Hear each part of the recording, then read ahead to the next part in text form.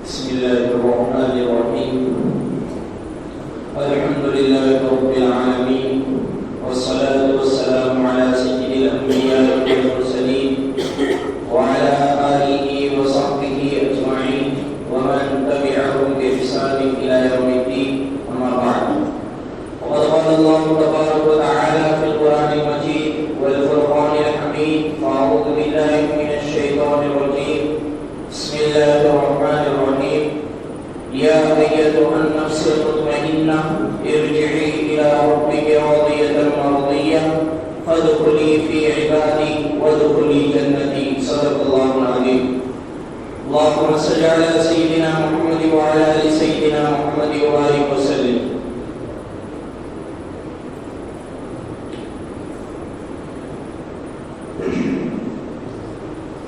کہ اللہ تبارک و تعالیٰ نے کلام مجید کے اندر موت کے ذکر کو مکمل طور پر بیان فرمایا. اگر اللہ تبارک و تعالیٰ فرماتے ہیں کہ آخرت کے منازل کے 5 منازل، اس میں سے پہلی منزل جب انسان کی موت کا وقت قریب ہوتا ہے تو ایک سکرات کی منزل ہوتی ہے. ایک کیفیت طاری ہونے سے پہلے انسان کے لیے توبہ کا دروازہ کھلا ہوا رہتا ہے، اور جب کسی نیک آدمی کا موت کا وقت آتا ہے تو اس کے استقبال کے لیے جنت سے فرشتے آتے ہیں. یہی وجہ ہے کہ بعض اولیاء کو موت سے پہلے ندا آتی ہے: یا ایتھا النفس المطمئنہ ارجعی الی ربک راضیۃ مرضیہ فادخلی فی عبادی وادخلی جنتی. اور جب کسی گنہگار آدمی کی موت کا وقت آتا ہے تو جہنم سے فرشتے آتے ہیں اور ان کے پاس جہنم کے ہتھوڑے ہوتے ہیں، اور جب اس کی روح قبض کرتے ہیں تو اس کی بدبو کی وجہ سے وہ چادریں اپنے منہ پر لیتے ہیں. نبی کریم صلی اللہ علیہ وسلم نے کر کے دکھلایا. اور آگے دوسری منزل بتاتے ہیں کہ دوسری منزل ہے قبر کی منزل. حدیث میں آتا ہے قبروں کو مٹی کا ڈھیر نہ سمجھو، بلکہ جنت کے باغوں میں سے ایک باغ یا جہنم کے گھروں میں سے ایک گھر ہے. جب کسی نیک آدمی کو قبر میں رکھا جاتا ہے تو قبر اس سے مخاطب ہو کر کہتی ہے کہ جتنے انسان مجھ پر چلتے تھے اس میں مجھے تجھ سے زیادہ محبت تھی، اب تو آیا ہے تو میرا اس سے سلوک بھی دیکھ لے. اس کے بعد قبر اتنی وسیع ہو جاتی ہے کہ جہاں تک اس مردے کی نظر جاتی ہے وہاں تک قبر اس کے لیے وسیع ہو جاتی ہے. اور جب کسی گنہگار اور فاسق کو قبر میں رکھا جاتا ہے تو قبر اس سے مخاطب ہو کر کہتی ہے جتنے انسان مجھ پر چلتے تھے ان میں سب سے زیادہ مجھے تجھ سے نفرت تھی، اب تو آیا ہے تو میرا سلوک بھی دیکھ لے.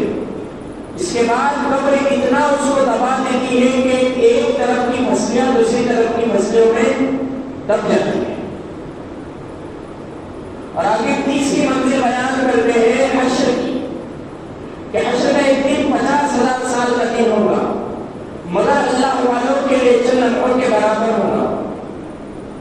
حدیث میں آتا ہے کہ نبی کریم صلی اللہ علیہ وسلم نے فرمایا ایمان والوں کے لیے قیامت کا دن فجر کی 2 رکعت سنت پڑھنے کے برابر ہوگا. اب اس کو فجر کی 2 رکعت سنت سے تعبیر کیا ہے. فجر کی 2 رکعت سنت پڑھنے میں بہت کم وقت لگتا ہے. حضرت عائشہ رضی اللہ تعالیٰ عنہ بیان کرتی ہے کہ نبی کریم صلی اللہ علیہ وسلم کی سب سے مختصر نماز فجر کی 2 رکعت سنت ہوا کرتی. بعض روایت میں آتا ہے کہ سورج کی 7 آنکھیں اس وقت ایک آنکھ کھلی ہوئی، روز محشر 7 آنکھیں کھل جائیں گی. اس وقت نفسا نفسی کا عالم ہوگا. ہر انسان اپنے گناہوں کے بغیر پسینے میں ڈوبا ہوگا. کسی کو گھٹنوں تک، کسی کو ٹخنوں تک، کسی کو گلے تک پسینہ ہوگا. یہی نہیں صرف پسینہ نہیں بلکہ پسینے میں جل رہا ہوگا. لیکن بعض لوگوں کو اتنا تھوڑا پسینہ آئے گا جیسے کسی جگہ پر بیٹھنے سے پسینہ آتا ہے. اس وقت اللہ کے سائے کے سوا کوئی سایہ نہیں ہوگا. 7 لوگ اللہ کے عرش کے نیچے ہوں گے. اس میں سب سے پہلے عادل بادشاہ جو اللہ تعالیٰ کی رضا مندی کے خاطر برابر انصاف کرتا. دوسرا وہ جوان جو جوانی میں اللہ کی عبادت کرتا ہو، شاب النشأ فی عبادت اللہ، کہ اللہ تبارک و تعالیٰ کو جوانی کی عبادت بہت پسند ہے۔ تیسرا وہ شخص جس کا دل مسجد میں اٹکا ہوا ہو، ہر کوئی اپنا جائزہ لے کہ میرا دل کتنا مسجدوں میں اٹکا ہوا ہے۔ چوتھا وہ شخص جو اللہ ہی کے واسطے محبت کرے اور اسی پر ان کی جدائی ہو۔ اور پانچواں وہ شخص بیان فرمایا جس کو کوئی حسین شریف عورت اپنی طرف متوجہ کرے لیکن وہ کہے کہ مجھے اللہ کا ڈر مانے۔ اور چھٹا وہ شخص جو مخفی طریقے سے صدقہ کرے اور دوسرے ہاتھ کو بھی پتہ نہ ہو۔ ساتواں وہ شخص جو تنہائی میں اللہ کا ذکر کرے اور تنہائی میں اس کے آنسو بہنے لگے۔ اس دن کسی شخص کے بھی اس وقت تک قدم اپنی جگہ سے حرکت نہیں کر سکیں گے جب تک کہ وہ 4 سوالوں کے جواب نہ دیں۔ سب سے پہلا سوال ہوگا کہ اپنی عمر کی کاموں میں گزاری۔ ہر کوئی اپنا اپنا جائزہ لے، آج اللہ تبارک و تعالیٰ نے ہمیں عمر دی اور ہمارے عمر کی کاموں میں لگ گئی۔ دوسرا سوال یہ ہوگا اپنی جسم کی توانائی کہاں کی؟ اللہ تبارک و تعالیٰ نے جو جسم دیا ہے اللہ تبارک و تعالیٰ کی طرف سے امانت ہے کہ اس کا صحیح استعمال ہونا چاہیے۔ اور تیسرا سوال یہ ہوگا کہ ہم نے علم دیا اس پر کس طرح عمل کیا۔ اور چوتھا سوال یہ ہوگا کہ ہم نے مال دیا وہ کس طریقے سے حاصل کیا اور کن کن کاموں پر خرچ کیا۔ اور آگے چوتھی منزل بیان کرتے ہیں میزان کی۔ اس وقت کوئی کسی کا پرسان حال نہیں ہوگا، ہر انسان کو یہ خطرہ لاحق ہوگا کہ میری نیکیوں کا پلہ بھاری ہے یا گناہوں کا۔ اور آخری منزل بیان کر رہے کوئی صراط، ایک پل ہے جو بالکل باریک، بال سے بھی زیادہ باریک اور تلوار سے بھی زیادہ تیز ہوگا۔ یہ بالکل اندھیرے میں ہوگا اور ہر انسان کو اس پر سے گزرنا ہوگا۔ جب ایمان والے اس پر سے گزریں گے تو ان کے پاس ایمان کا نور ہوگا، اور کافر گزریں گے تو ان کے پاس اندھیرا ہی اندھیرا ہوگا۔ تو ایمان والے سے کہیں گے کہ ہمیں اپنے نور سے فائدہ اٹھانے دو، لیکن ایمان والے کہیں گے یہ نور تو دنیا میں ملا کرتا ہے۔ اس کا مطلب یہ ہے کہ جو دنیا میں اللہ تبارک و تعالیٰ کے احکامات کے مطابق زندگی گزارے گا، اللہ تبارک و تعالیٰ کو راضی کرنے والے اعمال کرے گا، تو اللہ تبارک و تعالیٰ اس کو پرسیات پر بالکل آسانی کی طرح پار کریں گے۔ اس کے بعد کافروں اور ایمان والوں کے درمیان ایک دیوار بنا دی جائے گی جس سے وہ بالکل اندھیرا ہو جائے گا کہ اس دن ہر انسان کو اپنے گناہوں کی شکل کے مطابق کھڑا کیا جائے گا۔ بعض کے چہرے نورانی ہوں گے اور بعض کے چہرے سیاہ ہوں گے۔ اگر کوئی اونچا بول بولتا ہے تو اللہ تبارک و تعالیٰ غصہ بھڑک جاتا ہے۔ اللہ تبارک و تعالیٰ فرماتے ہیں الکبریاء ردائی، بلندی اور عظمت میری چادر ہے۔ کوئی انسان کیسے اونچا بول سکتا ہے؟ کہ حدیث میں آتا ہے کہ قیامت کے دن ایک ایسا شخص ہوگا جس کو اللہ تبارک و تعالیٰ چونٹی کے قد کے برابر بنا دیں گے۔ یہ کس لیے ہوگا؟ اس لیے ہوگا کہ تکبر کرنے والا تھا، اونچا بول بولنے والا تھا۔ روز محشر اللہ تبارک و تعالیٰ اس کو اتنا چھوٹا کر دیں گے کہ لوگ مسل کر آگے گزر جائیں گے تاکہ اس کی ذلت اور رسوائی ہو۔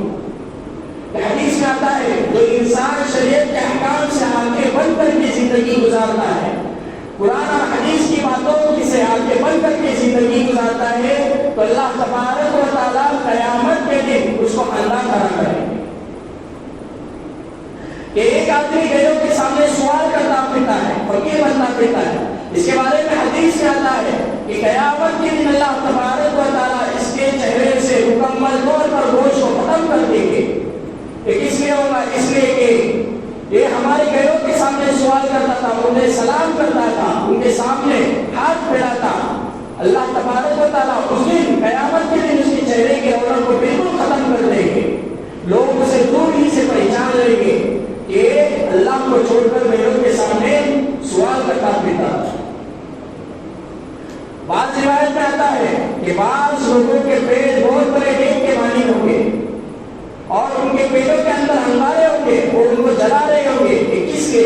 کہ چند پیسوں کے خاطر دین کو فروغ کرنے والے ہوں گے. اولئک ما یأکلون فی بطونہم الا النار، اور اپنے پیٹ آگ سے بھر رہے ہوں گے. ولا یزکیہم، اور ان کو نہ ستھرا کرے. ولہم عذاب علیم، اور ان کے لیے سخت عذاب ہوگا.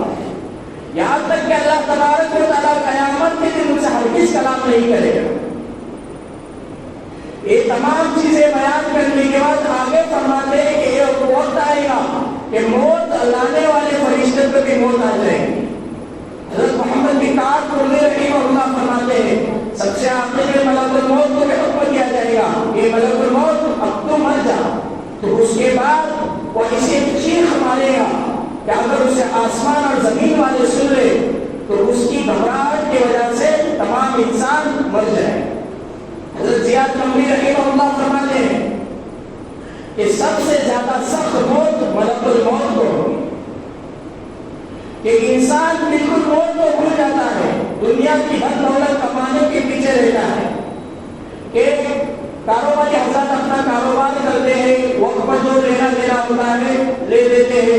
یہی کام ملک الموت کرتا ہے. اللہ تبارک و تعالیٰ کلام مجید کے اندر فرماتے ہیں اذا جاء اجلهم فلا يستأخرون ساعة ولا يستقدمون. یہی کام تو ملک الموت بھی کر رہا ہے. کہ بزرگ فرماتے ہیں کہ دوست جتنا دنیا میں رہنا ہے اتنی دنیا کما، اور جتنا آخرت میں رہنا ہے اس کے لیے اتنی محنت کر. امام غزالی رحمہ اللہ فرماتے ہیں آخرت کی مثال اس طرح بیان فرماتے ہیں کہ کوئی انسان اگر رائے کے دانے اپنے مٹھی میں لے تو ہزاروں کی تعداد میں رائے کے دانے اس کے مٹھی میں آ جائیں گے. اگر اس کو جھولی میں لے تو لاکھوں کی تعداد میں آ جائیں گے. اگر اس رائے کے دانے کو اتنا اونچا کر دیا جائے کہ وہ آسمان تک پہنچ جائے اور درمیان کی ساری خلا رائے کے دانوں سے بھر دیا جائے، یعنی زمین اور آسمان کے درمیان جو خلا ہے اس کو رائے کے دانے سے بھر دیا جائے، اور 1000 سال کے بعد ایک پرندہ اس میں سے ایک رائے کا دانہ لے کر جائے. یہاں تک کہ وہ رائے کے دانے ختم ہو جائیں گے، لیکن آخرت کی زندگی کبھی ختم نہیں ہوگی. یہ آخرت کی زندگی، اس کے لیے ہمیں محنت کرنا ہوگی. کہ آخرت کی زندگی کے لیے وہی محنت کر سکتا ہے جس کے دل میں آخرت کا ڈر ہوگا. کہ عقل مند انسان وہ ہے جو آخرت کے لیے تیاری کرے. آج ہر کوئی اپنا جائزہ لے کہ ہم آخرت کے لیے کتنی فکر کر رہے ہیں اور دنیا کے لیے کتنی فکر کر رہے ہیں. اصل مرحلہ آخرت کا مرحلہ ہے. دنیا کے لیے یہی رہ جائیں گی، خالی ہاتھ آئے تھے خالی ہاتھ جانا ہے. کوئی اس دنیا سے کچھ بھی لے کر نہیں چلا گیا. یہی وجہ ہے کہ آخرت کے لیے اصل محنت کرنا ہے. اللہ تبارک و تعالیٰ نے جو زندگی دی ہے اس کی اس زندگی کو غنیمت سمجھے اور آخرت کے لیے ہمیں